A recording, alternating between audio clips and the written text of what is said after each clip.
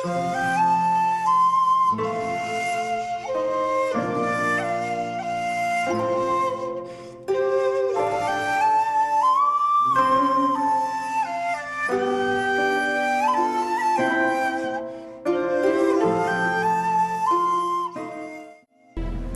kita berdoa.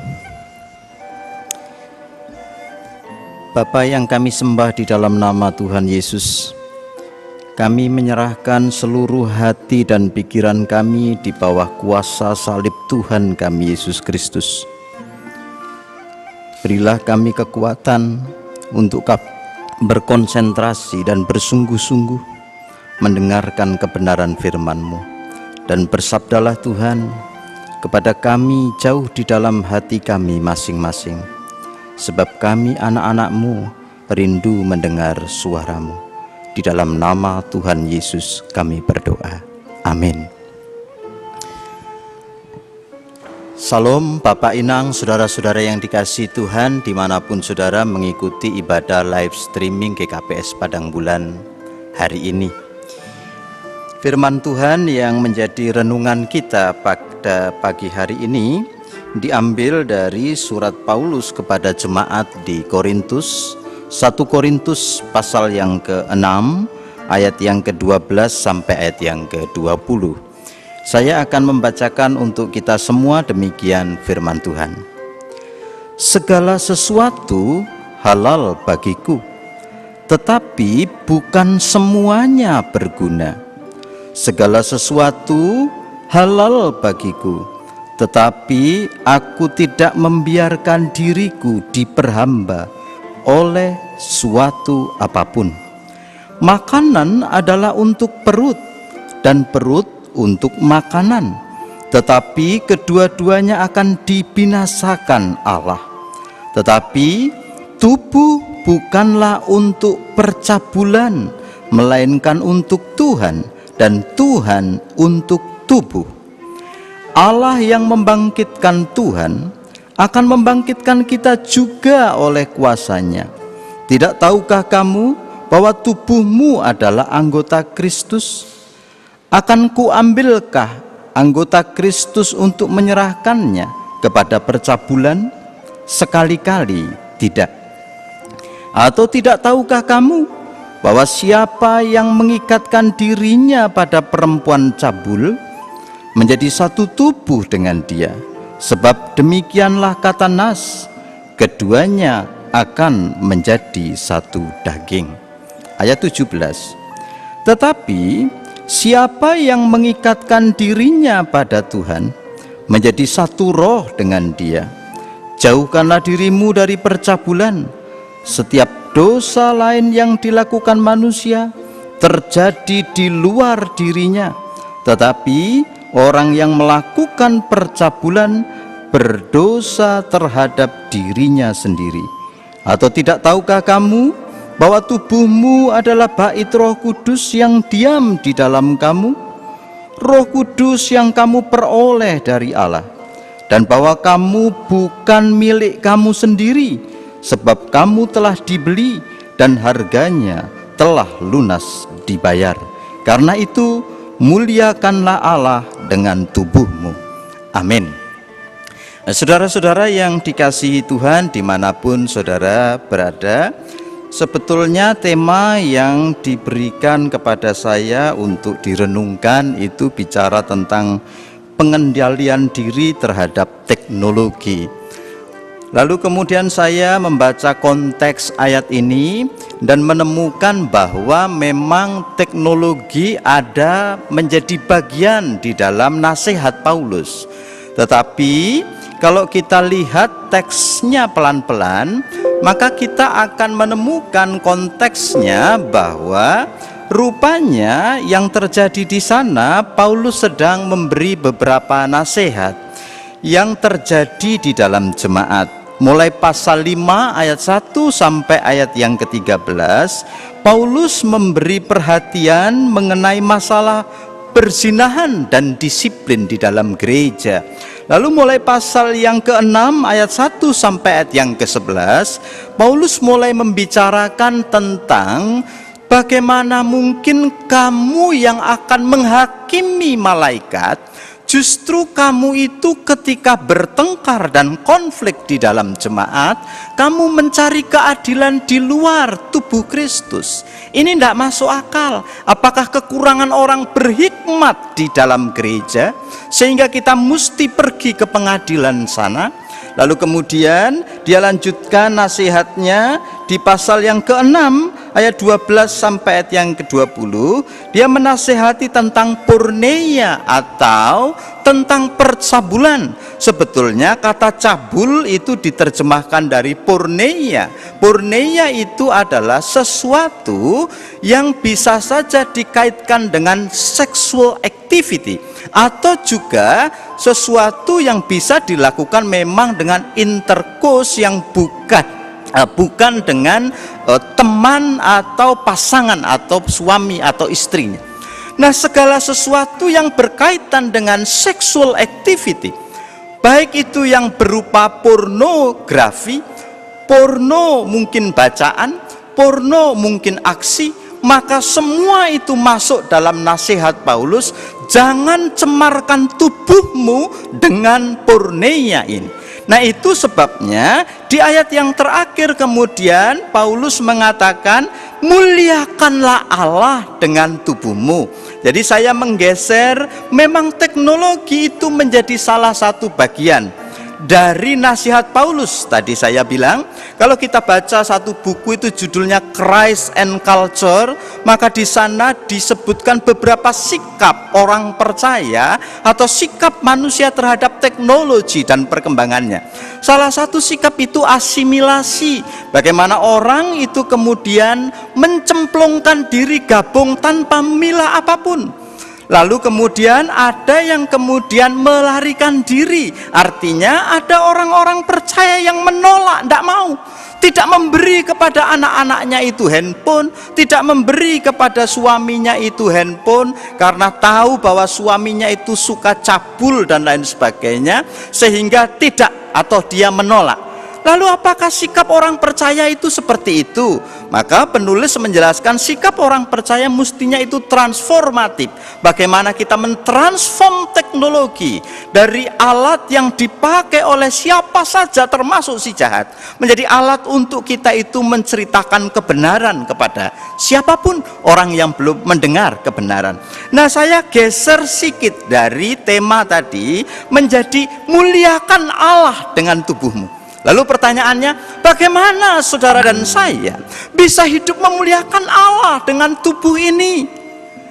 Sebab kalau saudara pelajari 1 Korintus, maka di sana itu ada kelompok gnostik yang tidak percaya bahwa sesuatu yang baik itu ada di dalam tubuh atau jasmani ini.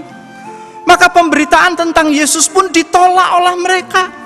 Sebab tidak mungkin Tuhan yang Maha Kudus itu lalu turun dalam rupa daging dan disalibkan mati dalam keadaan sebagai manusia.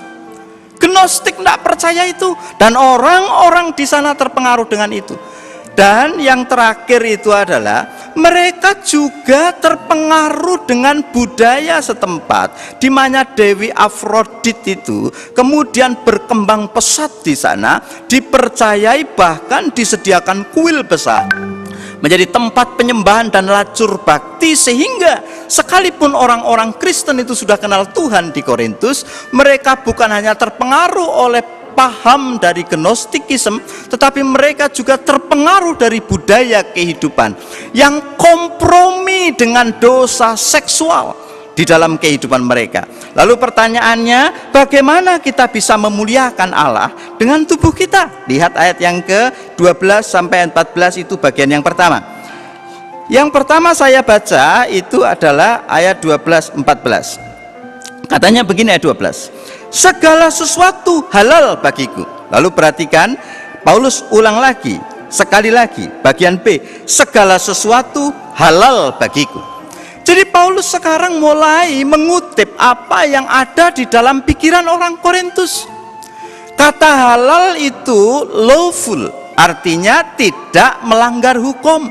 Jadi Paulus sekarang bilang bahwa semua sekarang tidak melanggar hukum kalau kita lakukan setelah kita di dalam Kristus. Makan boleh apa saja, karena kita sekarang didoakan makanan kudus, tidak ada lagi makanan yang tidak kudus. Maka sekarang kita punya kemerdekaan yang luar biasa di dalam Tuhan. Tetapi apakah benar demikian? Sebab nanti teologi tentang kemerdekaan orang percaya ini dipakai oleh orang Korintus untuk melegalkan komprominya atas perzinahan. Nah, saya baca bagian berikutnya. Bagian berikutnya itu adalah ayat yang ke-13. Makanan adalah untuk perut dan perut untuk makanan. Nah, ini perhatikan. Ini yang ada di pikirannya orang-orang di Korintus. Bukankah kita oleh Tuhan diberi namanya pleasure, diberi oleh Tuhan namanya itu kesenangan, bahkan nafsu untuk makan? Dan bukankah kita bebas sekarang di dalam Tuhan seperti yang diajarkan Paulus? Boleh makan apa saja. Kalau nafsu makan itu kemudian diizinkan oleh Tuhan di dalam kemerdekaan sebagai orang Kristen, maka kemudian ini adalah dalih yang kemudian dipakai. Sebagai orang Kristen bebas dong kalau begitu saya menggunakan tubuh saya, menyenangkannya, berperilaku hedon, bersenang-senang dengan siapa saja, termasuk memuaskan kepuasan keinginan seks saya dong. Lalu kemudian Paulus, enggak begitu. Kemerdekaan Kristen bukan lisensi untuk kita hidup sesuka hati kita. Kemerdekaan di dalam Tuhan, freedom in Christ, liberty in Christ, bukan menjadi legalitas untuk kita hidup sesuka-sukanya menggunakan tubuh kita. Lalu kemudian, kenapa begitu? Kalau begitu, yang kedua apa? Yang kedua, kemerdekaan Kristen tidak boleh digunakan sesuka hatinya. Yang kedua adalah, perhatikan ayat yang ke-12. Ayat 12 bilang begini. Oh maaf, bukan ayat 12, ayat 13. 12 bagian B, saya baca yang tetapi. Tetapi bukan semuanya berguna. Tadi Paulus bilang semua halal. Lalu tetapi. Kemudian dia juga bilang semuanya halal. Ayat 12 bagian B, lalu dia bilang tetapi tidak membiarkan diriku diperhamba oleh suatu apapun. Jadi kalau begitu Paulus sekarang kasih tahu, memang betul bahwa kamu sudah dimerdekakan di dalam Kristus. Tapi ingat, kemerdekaan bukan lisensi untuk kita hidup sesuka hati kita. Yang kedua, kemerdekaan di dalam Kristus juga itu mesti diatur.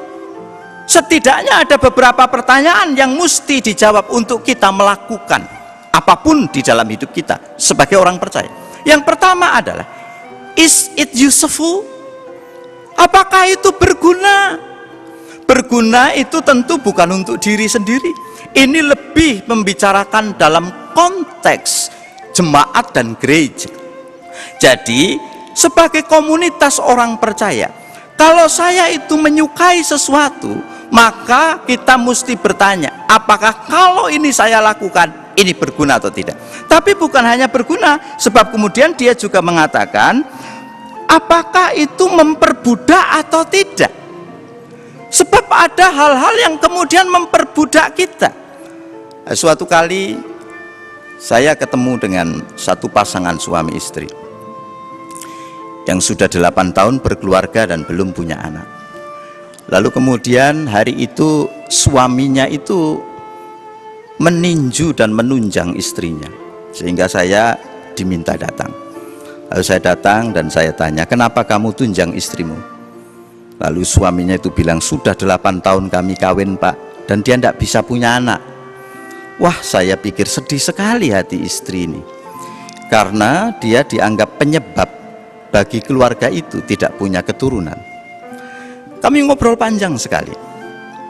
Lalu kemudian saya mau pulang, saya entah kenapa Roh Kudus itu sepertinya mengingatkan saya akan sesuatu.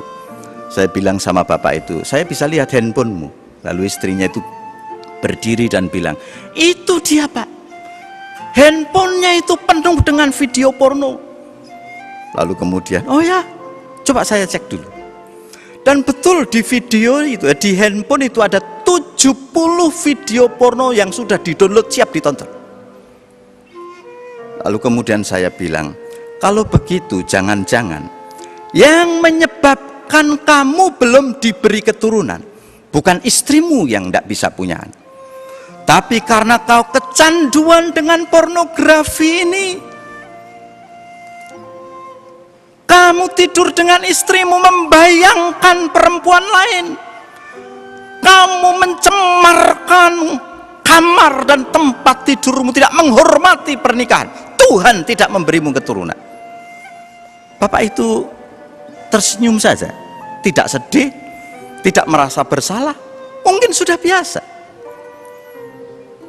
Di tempat yang lain, saya ketemu dengan seorang pimpinan gereja, ketua majelis begitu, lalu bilang sama saya setelah saya menyampaikan firman Tuhan, Pak, apa salahnya nonton video porno? Kalau saya dan istri saya sepakat, kami berdua nonton Pak untuk pemanasan. Minta maaf yang masih muda-muda yang suka nonton video porno juga, tapi yang tua-tua juga banyak. Ini untuk pemanasan Pak, supaya kami berdua bergairah. Ingat Ibrani pasal 13. Jangan kamu tidak menghormati pernikahan, dan jangan membawa kecemaran masuk ke dalam kamarmu, termasuk video porno. Sekalipun berdua setuju, suami dan istri nonton bareng, tetapi Tuhan tidak mau, karena tubuh kita bukan milik kita. Jadi apakah itu memperbudak atau tidak? Kalau itu memperbudak, jangan lakukan. Sebab kemerdekaan di dalam Kristus tidak berarti merdeka tanpa batas. Ini kemerdekaan yang mesti diatur, ada rule-nya. Perlu ditanya apakah ini useful, berguna atau tidak. Apakah ini memperbudak saya, memperbudak kami atau tidak. Sebab kalau itu memperbudak, saudara mesti tinggalkan. Siapapun saudara di luar sana yang dengar khotbah saya, kalau Anda terjebak dengan itu, saudara tinggalkan. Karena salah satu dampak negatif dari kemajuan teknologi adalah itu. Kami ketemu dengan anak-anak muda, lebih dari 800 orang, SMA. Lalu saya mengajukan kuesioner kecil kepada mereka. Siapa di antara kalian yang nonton video porno sudah pernah? Angkat tangan. Dari 800 orang itu, tidak ada yang tidak angkat tangan, semuanya angkat tangan. Lalu pertanyaannya saya ubah, siapa yang nonton tetapi mama papanya tahu? Artinya biasanya nontonnya curi-curi. Ini ada yang nonton tidak curi-curi sebab papa mamanya ada di situ. Lebih dari 40% papa mamanya tahu. Hampir separuh dari ruangan itu mengangkat tangan. Berarti mama papanya tahu. Kalau begitu keluarga-keluarga Kristen sudah kompromi dengan hal-hal seperti ini. Dan ini yang dinasihati oleh Paulus, jangan, karena itu bukan hanya tidak berguna, itu akan memperbudak engkau. Perhatikan nanti kalau begitu, setelah saya bicara tentang kemerdekaan Kristen, nanti Paulus bicara tentang natur dosa seksual itu seperti apa. Ayat yang ke-15, kenapa Paulus sangat marah dengan itu? Ayat 15 bilang begini, tidak tahukah kamu bahwa tubuhmu adalah anggota Kristus? Akan kuambilkah anggota Kristus untuk menyerahkannya kepada percabulan? Sekali-kali tidak. Kata Yesus, ingat, kamu sudah mengalami unification with Christ, dipersatukan dengan Kristus. Bahkan ketika kamu itu melakukan perjamuan kudus, kamu mengingat bahwa saya sekarang makan roti yang adalah tubuh Kristus, minum anggur yang adalah darah Kristus. Itu mystical, secara mistik adalah simbol kesatuan, bahwa setiap orang yang percaya sudah mengalami kesatuan dengan Yesus. Masa orang yang sudah mengalami kesatuan dengan Yesus seperti ini, sudah mengaku, Tuhan aku minum darahmu dalam perjamuan kudus, makan dalam tanda kutip tubuh yang adalah dagingmu, dan saya sudah menyatu dengan engkau secara spiritual. Lalu setelah perjamuan kudus, Anda pergi ke tempat remang-remang, Anda pergi ke kafe-kafe yang tidak sopan itu, Anda kemudian merelakan diri menonton video porno, pergi ke pelacuran dan lain sebagainya. Firman Tuhan berkata, kamu kalau melakukan itu, kamu merusak kesatuan dengan Kristus. Masa kamu serahkan lagi dirimu yang dulunya sudah satu dengan Kristus, sekarang kepada perzinahan itu? Saudara-saudara yang dikasihi Tuhan, Anda tidak boleh terjebak di dalam itu. Sebab Yesus mengingatkan, natur dosa seksual itu merusak kesatuan kita dengan Kristus. Yang lalu saya ke Chiang Mai, lalu kemudian dengan kawan-kawan semua pelayan, begitu mendarat dari bandara, kami naik taksi, lalu taksi rame-rame begitu, dan sopir taksinya itu tanya, "Are you looking for girl?" Kamu cari perempuan ya ke Chiang Mai? Kami bilang, "Oh no, we are pastor, kami ini pendeta." Lalu jawabannya tukang taksi ini kaget kan? "Ya, many pastor can be looking for woman, looking for girl." Katanya banyak sekali hamba Tuhan datang ke sini itu juga cari perempuan. Lalu saya dikasih itu binder gitu, isinya foto-foto. Ini foto-foto, ada yang usianya 15 tahun, 16 tahun, 17 tahun, 18 tahun, 19 tahun, 20 tahun, lengkap dengan harganya, tinggal pilih. Ada namanya, ada nomor teleponnya, tinggal pilih. Lalu kami malu-malu ya, tengok-tengok sikit. Memang nggak mungkin tidak ditengok, karena ditawarkan. Jadi kami tengok-tengok, cantik-cantik, masih belasan tahun. Lalu kemudian kami tutup. Begitu kami sampai tiba di hotel, kami kasih sama sopir taksi itu, "Sorry ya, kami tidak butuh."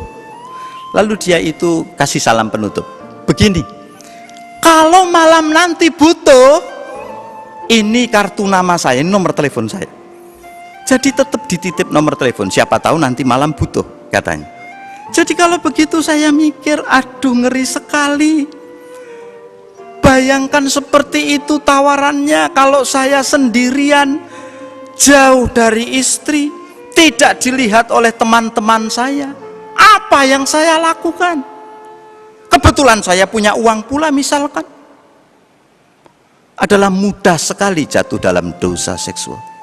Dan ini sebetulnya merusak. Yang kedua, bagian yang ayat 16. Dosa seks itu bukan hanya merusak kesatuan dengan Kristus. Ayat 16 bunyinya begini. "Atau tidak tahukah kamu bahwa siapa yang mengikatkan dirinya kepada perempuan cabul, ia menjadi satu tubuh dengan dia. Sebab demikianlah kata Nats, keduanya akan menjadi satu daging." Paulus mengutip apa yang ditulis oleh Allah di dalam Kejadian pasal 2 ayat yang ke-25. Wanita dan laki-laki itu keduanya telanjang, mereka tidak merasa malu, keduanya menjadi satu, atau oneness atau one flesh. Perhatikan, konsep oneness, one flesh, satu daging dipakai oleh Allah untuk menjelaskan pernikahan Kristen yang kudus. Kenapa oneness, one flesh, satu daging penting sekali? Sebab oneness, one flesh, satu daging itu adalah panggilan Tuhan untuk masuk dalam keintiman. Dan Tuhan juga adalah Allah yang menghendaki keintiman. Dia tidak suka, memang Tuhan tidak makhluk seksual seperti kita, karena dia adalah roh. Tapi dia punya kualitas untuk membangun relasi intim.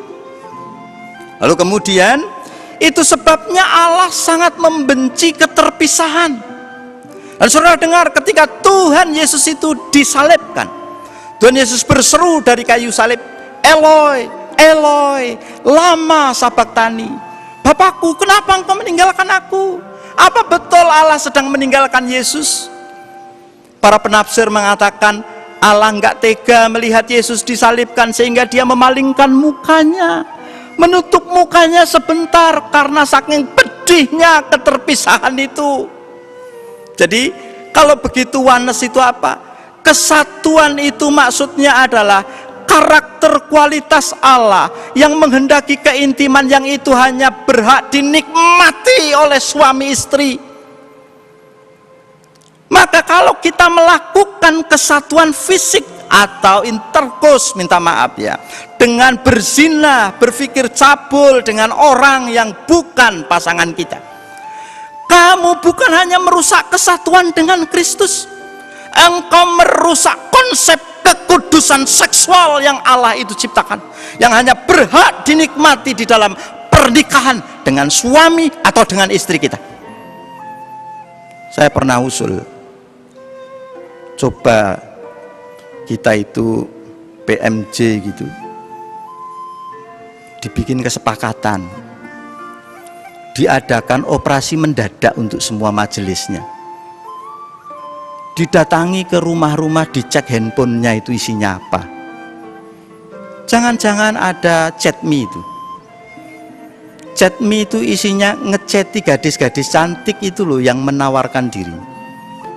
Saya punya orang yang kami layani itu seperti itu.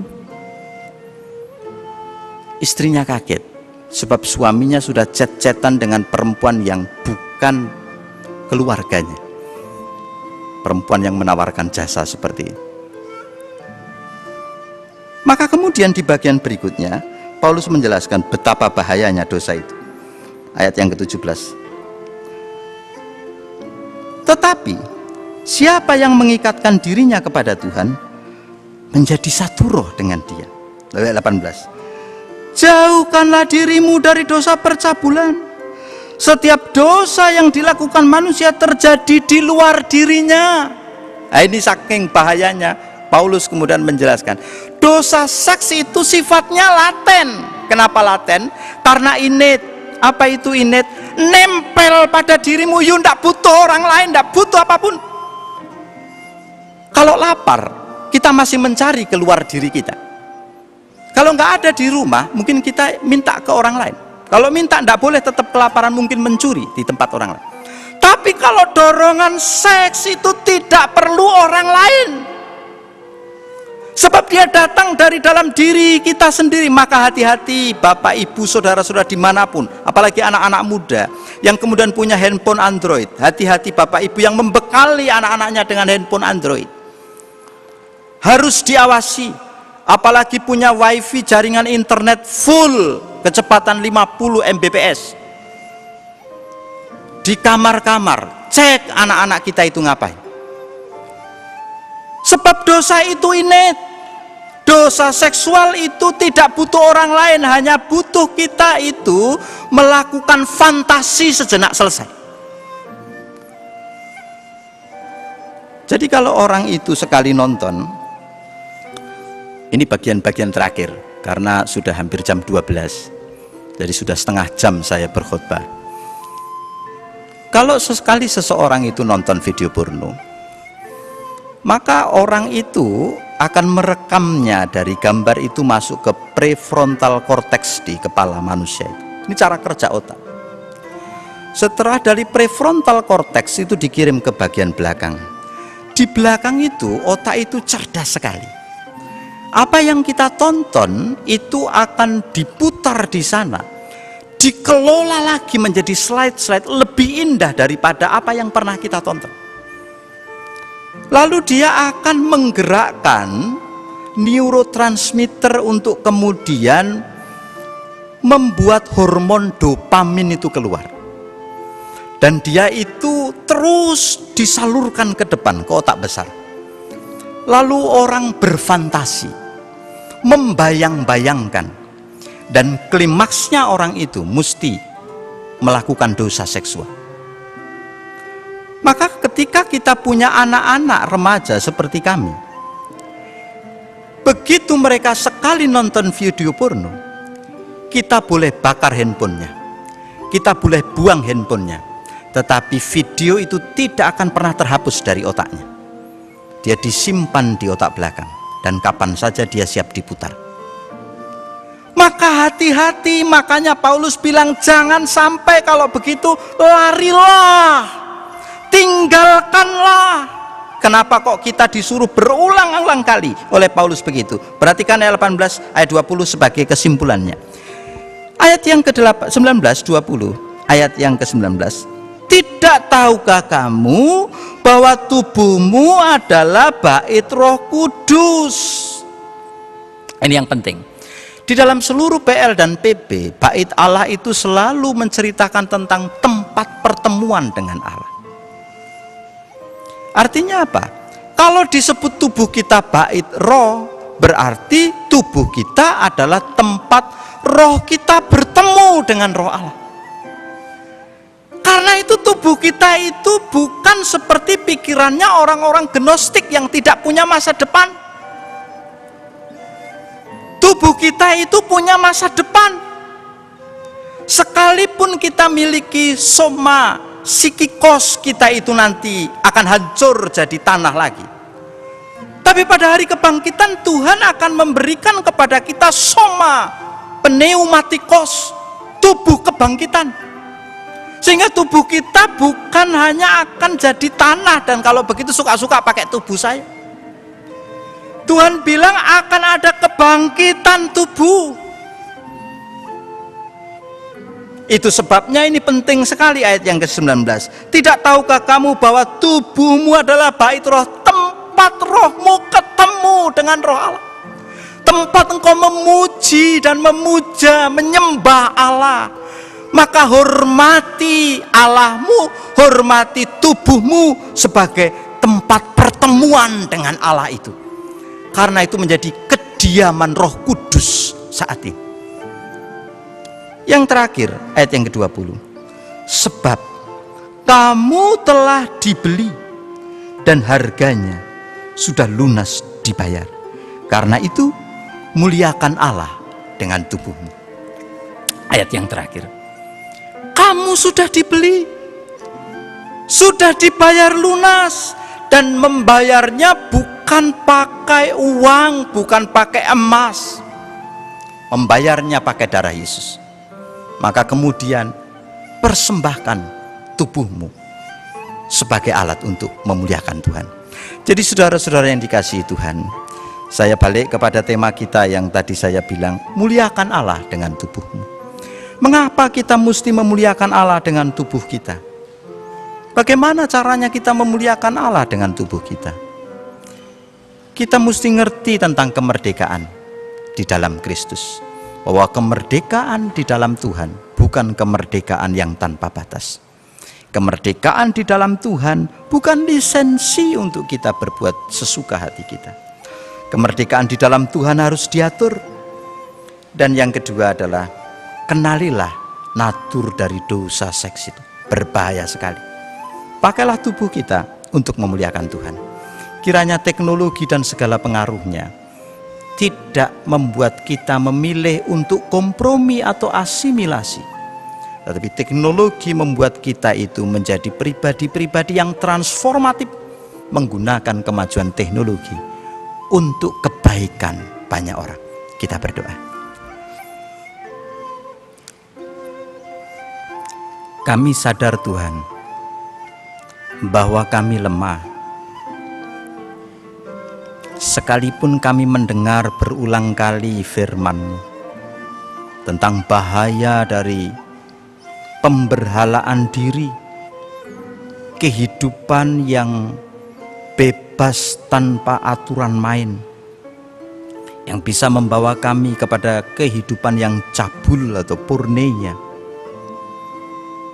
Ampuni kami Tuhan, sebab kami seringkali berkompromi, merasa sepele.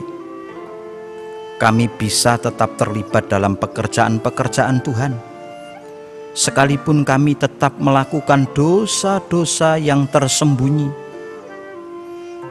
Terus ingatkanlah kami Tuhan, supaya kami tidak terjebak kepada kebiasaan buruk itu. Dan biarlah kami memakai tubuh kami untuk memuliakan Allah, menyerahkan hati, pikiran, mulut kami Tuhan sebagai alat untuk memuliakan Engkau. Bijaksana menggunakan teknologi, kami mentransform teknologi dan kemajuannya menjadi alat yang berguna bagi hidup kami, bagi memuliakan dan kemuliaan nama Allah. Di dalam nama Tuhan Yesus kami berdoa. Amin.